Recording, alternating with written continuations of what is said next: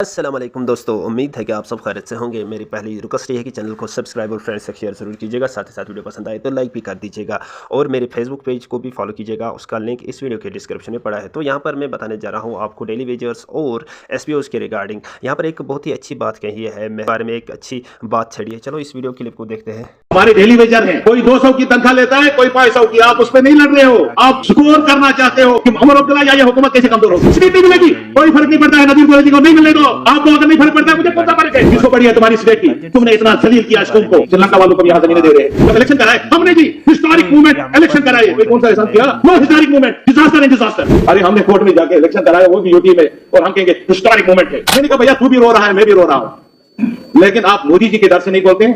हिमाचल जाओ, आप पंजाब जाओ, आप हरियाणा जाओ, वहां के लोग क्या वो हिंदुस्तान का हिस्सा नहीं है?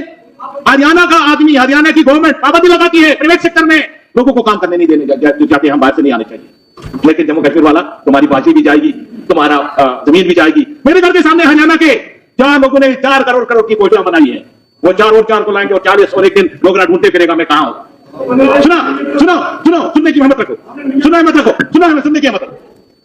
हम बजट की बात कर रहे हैं, क्या हम सबका फर्ज नहीं है कि हम दिल्ली वालों पर प्रेशर डालें, दिल्ली वालों को कह दें एक तरफ से आप कह रहे हो हम ताज है मुल्क का, जम्मू कश्मीर मुल्क का ताज है, और दूसरी तरफ ये ताज धोखा नहीं बनना चाहिए। इस ताज में सर की ये कह रहे हैं सेंट्रल स्पॉन्सर्ड स्कीम, क्या एहसान कर रहा है हुकूमत हिंद हमको कोई चीज दे रहा है?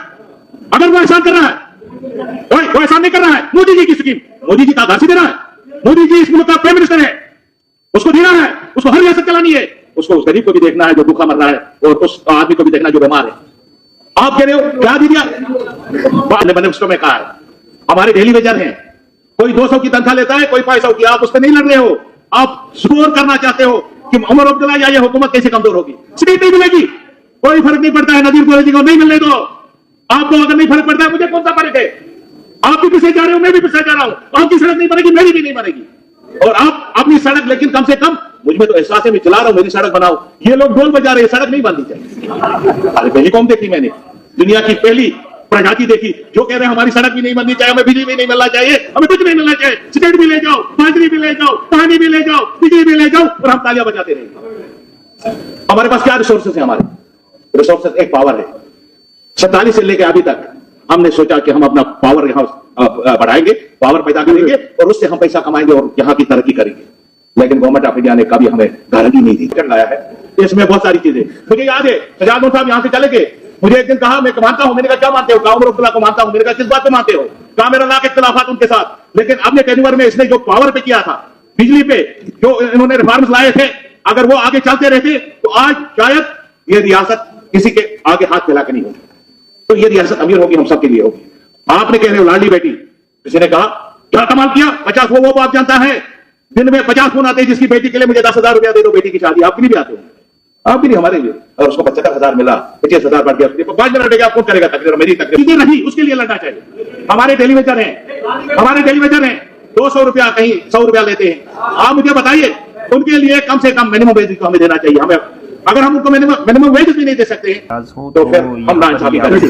तो मेरी गुजारिश होगी, इस पे बता रहे हैं कि डेली वेजर्स और एसपीओज़ के बारे में बात होनी चाहिए, क्योंकि ये बहुत कम सैलरी पे काम कर रहे हैं। बहुत सालों से ये बहुत कम सैलरी पे काम कर रहे हैं। बहुत सारे ऐसे कैजुअल लेबर्स हैं जो कि जिन्होंने मतलब जिनका रिटायरमेंट इसी सैलरी पे हुआ है।